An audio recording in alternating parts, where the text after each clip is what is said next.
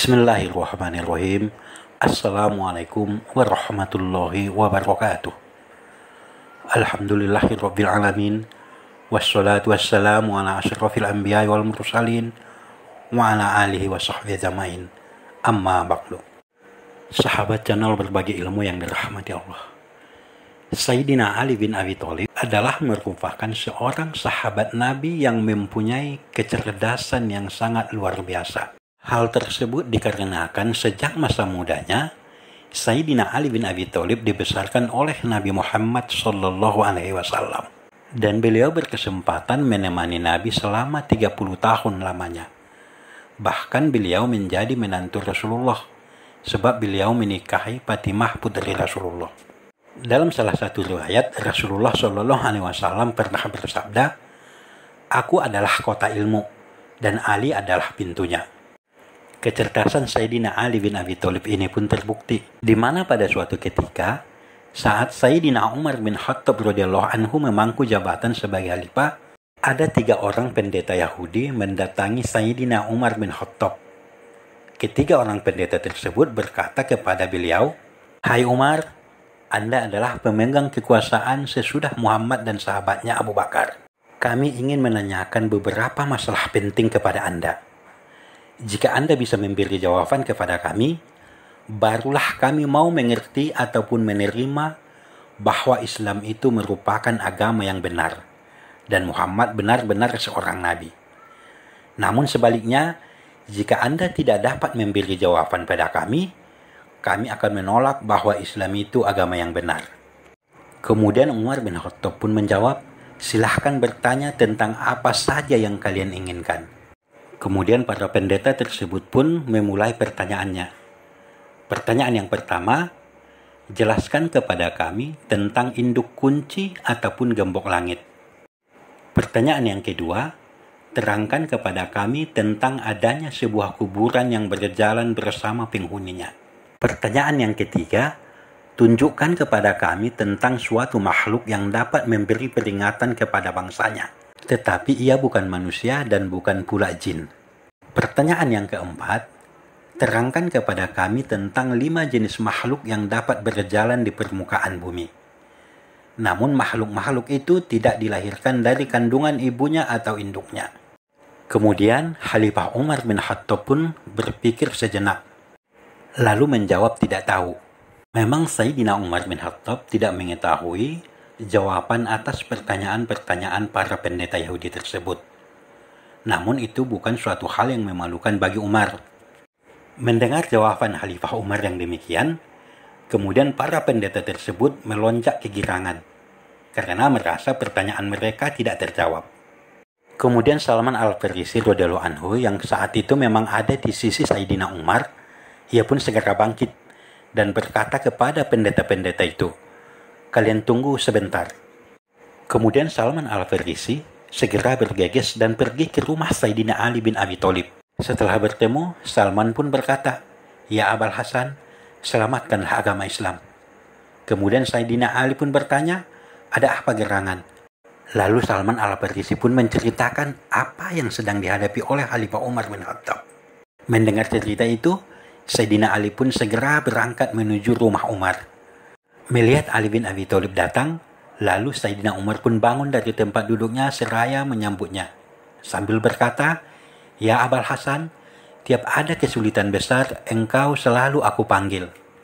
Setelah berhadapan-hadapan dengan para pendeta yang sedang menunggu jawaban dari pertanyaan mereka, Ali bin Abi Thalib kemudian berkata, "Silahkan kalian bertanya tentang apa saja yang kalian inginkan. Sebab Rasulullah SAW sudah mengajariku 1000 macam ilmu. Dan tiap jenis dari ilmu-ilmu itu mempunyai 1000 macam cabang ilmu." Lantas para pendeta Yahudi itu pun mengulangi pertanyaan-pertanyaan mereka yang sebelumnya diajukan kepada Khalifah Umar.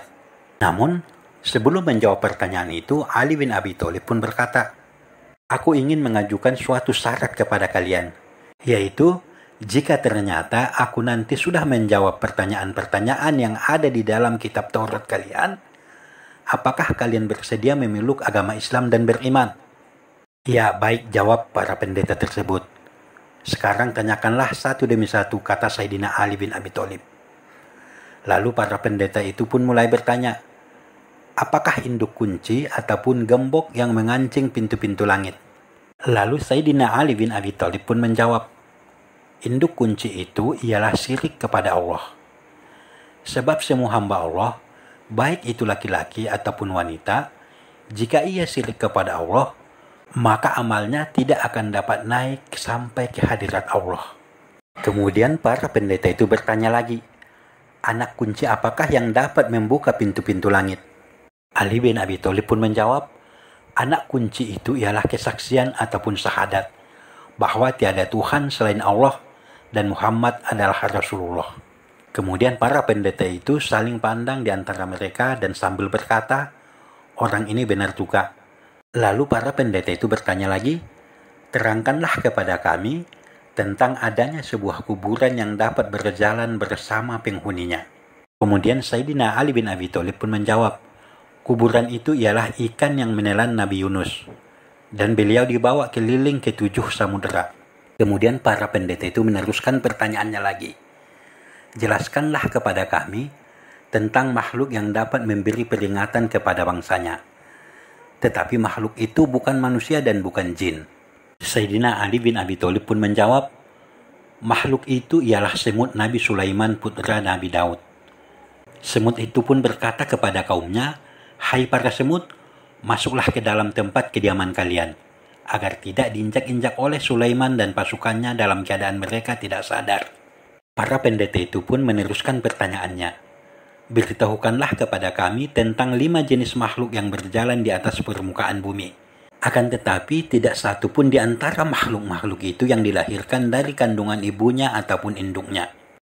Lalu dengan sigap, Sayyidina Ali bin Abi Thalib pun menjawab, 5 makhluk itu adalah yang pertama Nabi Adam, yang kedua Siti Hawa, yang ketiga unta Nabi Soleh alaihissalam, yang keempat domba Nabi Ibrahim alaihissalam, dan yang kelima adalah tongkat Nabi Musa alaihissalam, yaitu yang menjelma menjadi seekor ular. Nah, demikianlah semua jawaban Sayyidina Ali tentang pertanyaan para pendeta tersebut. Memang kecerdasan Sayyidina Ali tidak diragukan lagi.